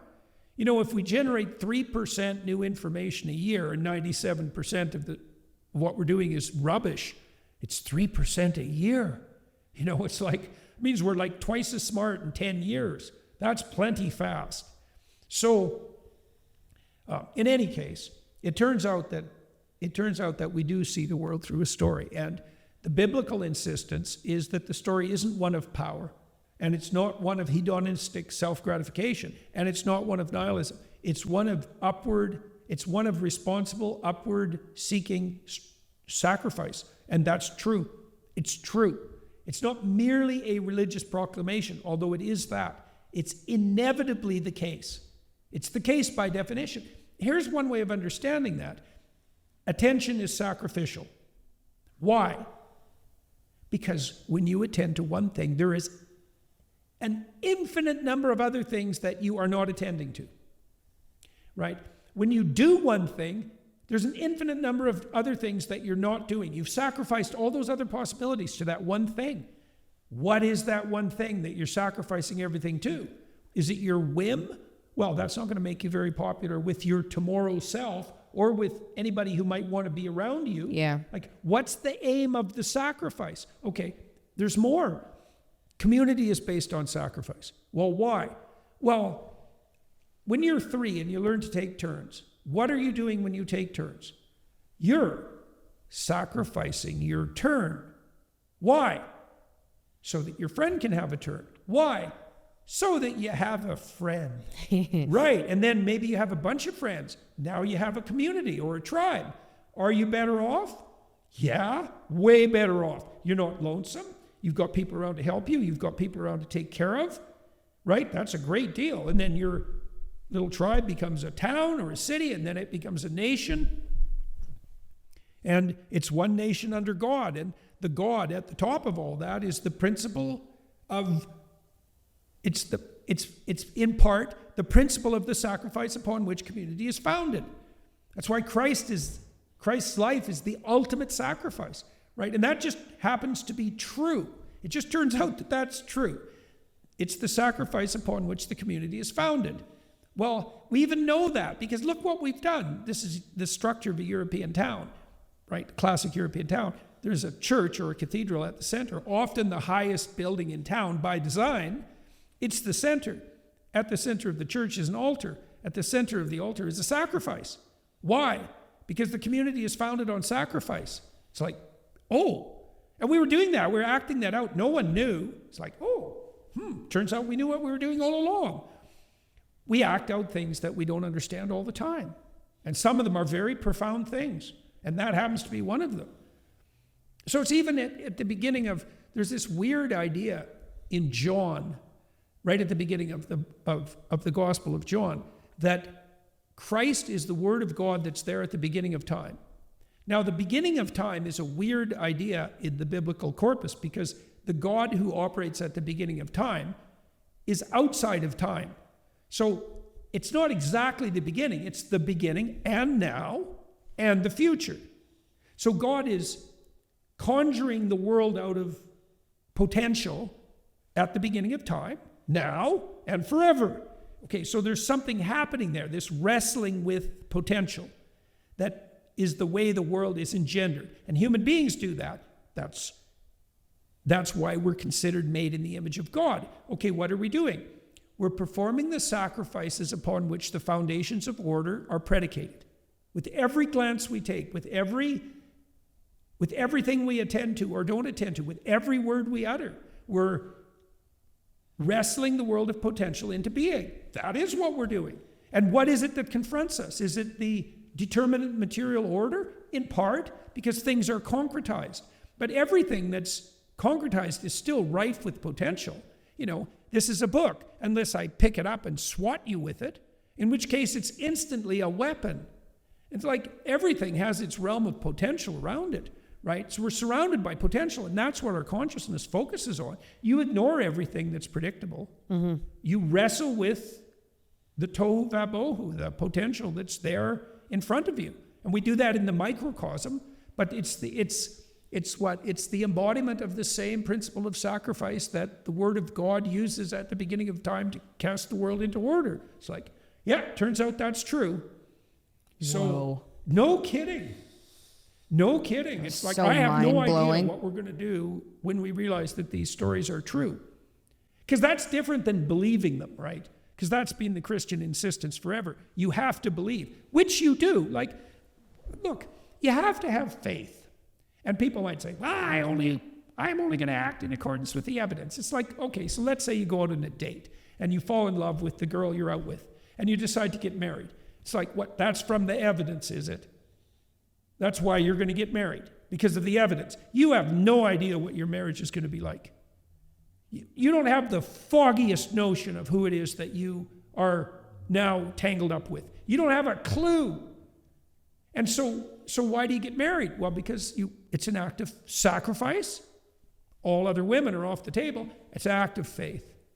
And the same thing happens when you move to a new city or when you take a new job. The evidence is not there. Now, that doesn't mean you can make stupid decisions, but all the time when we're pursuing the adventure of our life, always, it's an act of faith. It's not an adventure otherwise. If you know with 100% certainty that your bet will pay off, well, first of all, you're being an automaton in some ways. And second, there's no excitement in that. It's so interesting that the act of faith, this is by definition, it's something I cover in detail in the book. The act of faith is by definition the adventure of life. I mean, who would have ever guessed that? Why do you have faith? So that weirdly exciting things can happen to you all the time. So that's something else I tried to detail in this book is the relationship between truth and adventure. And that's such fun. It's so fun to understand that. So let's say you decide that you're just going to say what you think. You know, like not carelessly and not self-servingly, but that's just your rule. If someone asks you a question, you just say what you believe to be true. Okay, so that's a sacrificial gesture. Why? Well, because you don't get to decide what you want for the outcome. You know, because I could be sitting here thinking, well, I should tell Mikhaila what she wants to hear because, you know, maybe she'll make a business deal with me then. Yeah. It's like, no, you don't get to do that. You get to say what you think. And then you'd have no idea what's going to happen. No idea. And that's ridiculously entertaining. Or I suppose sometimes you do know what's going to happen if you say what you think, which is why people avoid it, right? Or they think they know. No. You might know what will happen in the moment. Ah, I see. But you don't know how that's going to exponentially expand. Okay, so, you know, you've seen this. So lots of the people that we know have been canceled. So I talked to Graham Linehan, for example, this week. Podcast is coming out soon. He was the UK's top comedy sitcom writer. He won like a Lifetime Achievement Award for it. He was like the number one guy. And beloved by his audience. And they just nailed him. Like 5 years ago, he was canceled. No job. No writing opportunities. It blew his marriage into pieces because they went after his wife, and he said they never had any trouble before this. Then he lost his job and all hell broke out and they tortured her and he lost his marriage and like he just lost everything.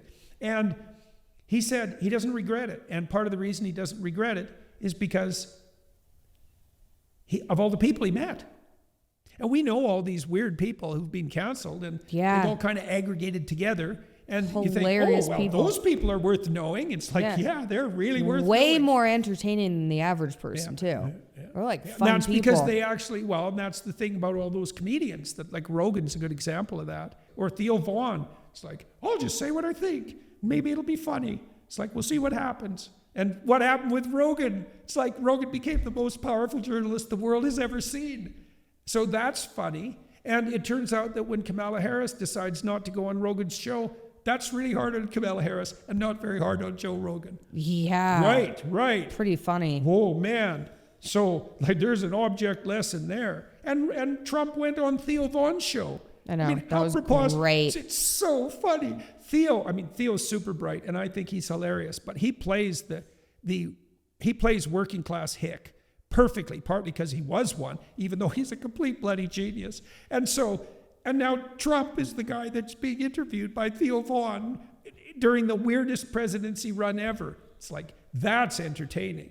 J.D. Vance talking about cocaine to J.D. Vance.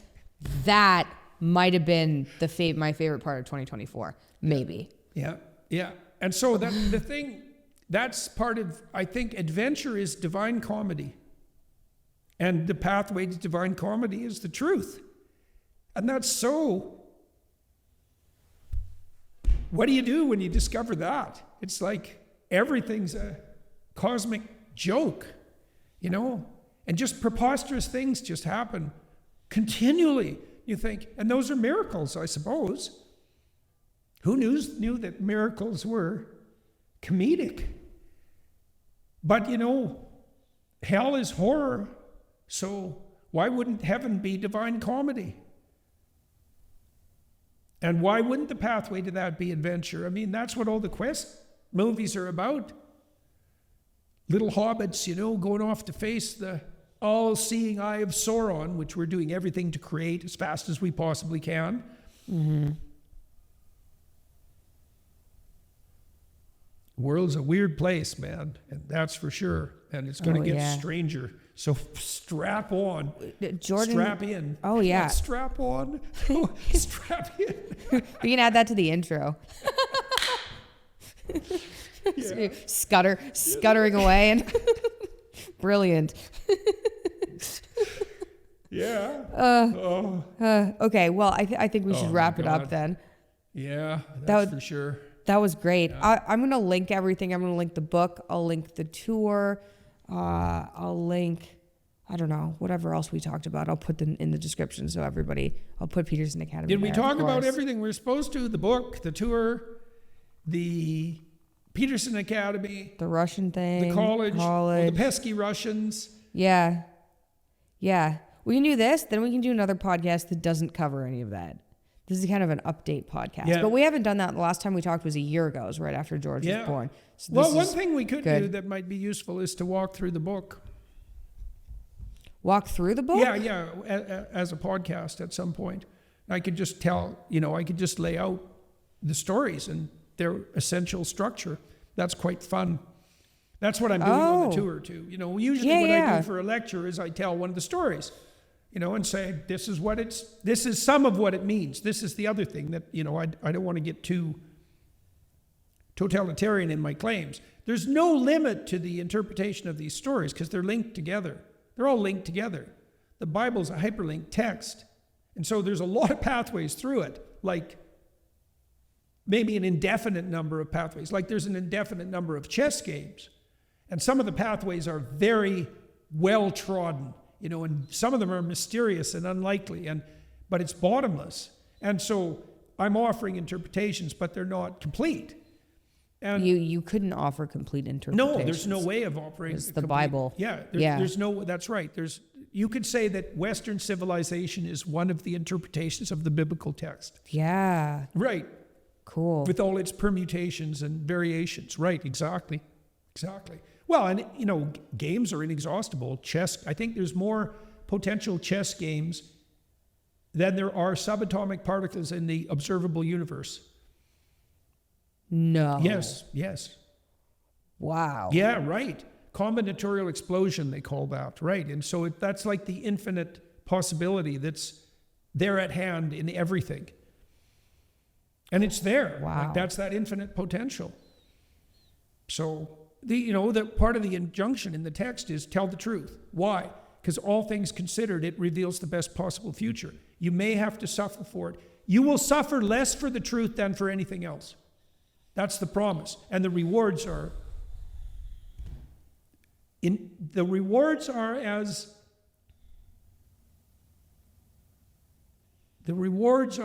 limitless as hell is bottomless. Right. That's worth thinking about. So you have to throw yourself into the fray. And you do that by not compromising your relationship with the truth? Like, what's your hypothesis? That you're going to get somewhere by what? By failing to take into account the nature of reality. That's your theory.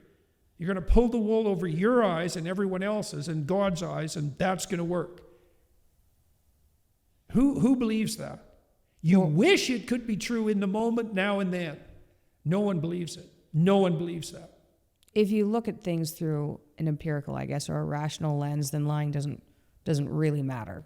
Well, there is no matter there. Well, it does in a way. But I mean, you could get away with it. There's no moral law.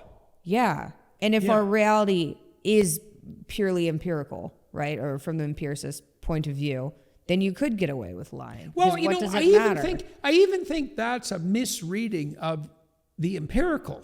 Really? Yeah, because I don't think that meaningless determinism is necessarily a part and parcel of the scientific endeavor, because this is another thing that I try to lay out in the book, and it's not what you say original to me, this conception. So imagine that Piaget figured this out, Jean Piaget, the developmental psychologist. Is this in your course? It's in the Piaget course, yes, Okay. definitely. So he had a very different idea about the superego, so to speak, than Freud. Freud thought of the id as all these like monstrous desires clambering up to be, manifested, and then the superego being like the heavy-handed, tyrannical, all-seeing eye of Sauron state going, no, and the poor ego being crushed in the middle. That isn't how Piaget viewed it at all. He thought about these initial biological motivations that are present in 2-year-olds as micro games. And they're micro games that initially are only playable by the isolated child, because 2-year-olds aren't social yet. But then they get integrated into higher order games that other people can play. So Piaget's notion of the social was a sophisticated game. And there's no inhibition in a sophisticated game. Like if you and I are sitting down and playing Monopoly and we both want to play, we're not inhibiting our id-like desires while we play. We're fully on board. We're integrating them. You can think about aggression in that way. It's like you go to a hockey game, the aggression isn't inhibited. It's integrated. And everyone's on board. Right, so... I see, yeah. Right, higher levels of social organization are integration, not inhibition. Now, the idiot progressives don't understand this at all because they just think of power. You have to inhibit. It's all about control. It's either you controlling me or me controlling you. It's like, no, we could play a game. Well, that's a way better vision. And the best game, okay, so now imagine this. There's a very large universe of ways that we could interact. Okay, a small minority of those are games that we would both like to play. Okay, an even smaller minority are games that we would like to play that improve as we play them. An even smaller minority of those games are games that improve while we play them that more and more people could play. Okay, now you're getting to the straight and narrow path. So the pathway marked out by the divine sacrifice is the pathway that characterizes the game that everyone can play, that gets better as you play it. Right. Now, you see, I would say that's an empirical fact, right? There's all these possible ways of interacting. But if they have to interact in a way that iterates across time, that improves, and that everyone will do voluntarily and even enthusiastically, because enthusiasm means to be possessed by God, you're down to a very small fraction of possible patterns of interaction. I think those are identifiable. I think they're empirically real. So yeah, I mean, I'm fully on board. I can just see how somebody with an empiricist or rational point of view would just. Well, but they're disregarding the fact that there's one way to do things that's right. They're disregarding the fact that empirical patterns exist in the space of repeated interactions. Right. Well, I'll give you an example. Yeah. So when people started looking at wrestling in rats, and it's a funny thing to talk about, but it has to do with games.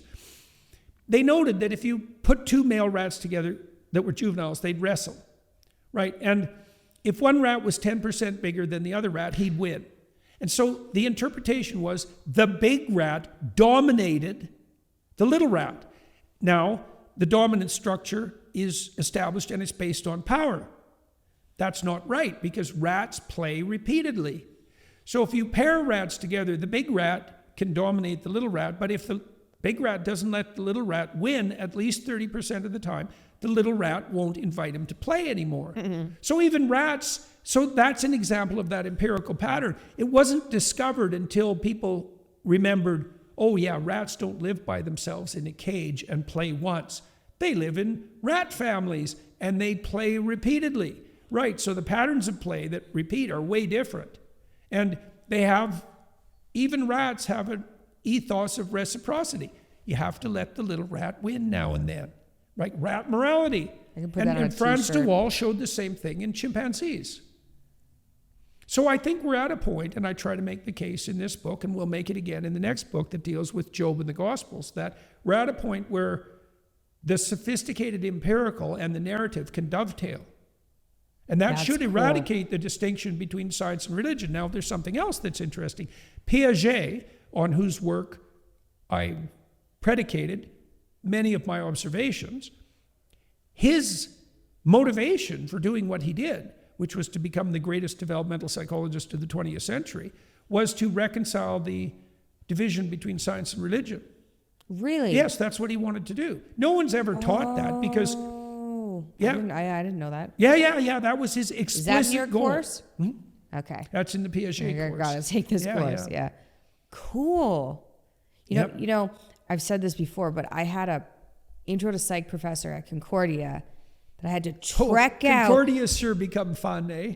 Concordia wasn't fun in 2011. No, and it's really not fun now. This professor is probably why I wanted to make Peterson Academy. Yeah. So maybe thanks to this professor. But he told the psych class that rats were solitary creatures because they lived in cages. Literally. Yeah. And I didn't go to another class. Unhappy, addiction-prone, frustrated, stressed rats live by themselves, just like antisocial criminals in solitary confinement. Oh, yeah. That's sad. Yeah. Well, you literally cannot get a rat addicted to cocaine if he lives in a rat-like society. He has better things to do. But if he's in a cage and you give him access to cocaine, it's like bar press, you know, no sex, no food, no water, just cocaine. Well, why? Because he's bored to death. He has got no rat adventure. He's got no natural source of dopaminergic stimulation. So he turns to the chemical. Same thing's true in life. We've known in the addiction treatment literature forever, especially with regards to alcoholism, that the best cure for alcoholism is religious transformation. Everyone's known that since like 1930. Even the atheist investigators. Everyone knows this if they know the literature. And the reason seems to be, if you look at it pharmacologically, is that if you're addicted to alcohol, you're likely getting a pretty good dopamine kick from it. Everyone doesn't, by the way, but people who like alcohol definitely do. It's got a psychomotor stimulant effect. And the best way out of that is to substitute, or find the genuine article, because alcohol is the substitute, to find something better to do. Yeah. Well, you get a dopamine kick if you see yourself moving towards a desirable goal. Okay, so now imagine that you discovered the most desirable goal. So that would be something like relationship with the divine. This is by definition. It's like, okay, now every time you act in accordance with that, you get a kick. Well, you don't need that. You don't need the alcohol. In fact, it starts to interfere with it. Yeah. Right? Interesting. So that's why. Yeah. Well, addiction is a false adventure. Just like any hedonistic pursuit, it's a false adventure. It depends on the reason for addiction. Sometimes it's to avoid pain. Sometimes it is. I had I was young too, but I drank a lot. And as soon as I was off antidepressants and healthier, I bet you had with, 2 or 3 responses to alcohol, because I did. And it was partly from being depressed too. It was from being depressed. It facilitates social bonding. Yeah. So you feel the bonds of relationship more intensely, friendship more intensely. That's probably an opiate effect.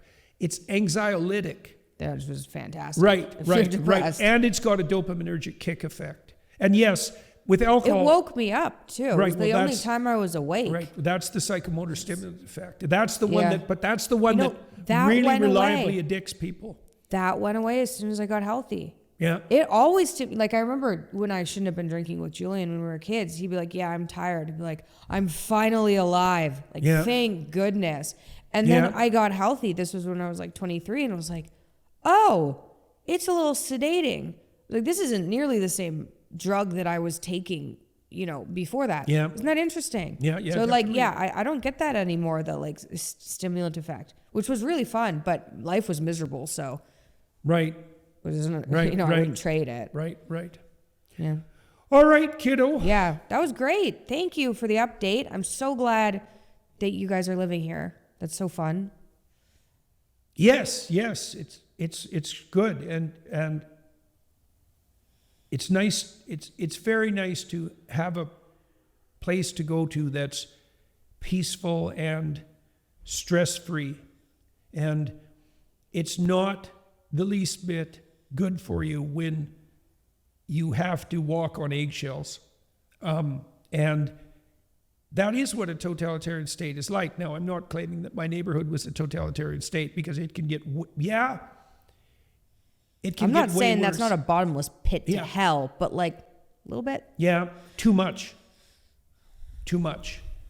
Any is too much. Mm-hmm. Right. Mm. Well, thank you for coming on. Yes, well, thank you for making it easy to move here. You are It's very sneaky welcome. of you. I know, super sneaky. Yeah, well, it took a lot of work to be that sneaky, so it's much appreciated. And your mother feels the same way. And you knocked it out of the park with Peterson Academy. Thank you. Seriously, man, I felt exactly like Mikhaila felt when I watched those trailers. It's like, yes, that's how it should look. We edited them until we got goosebumps. We're like, okay, now we're at the right spot. Yeah, right. Yeah. Yeah.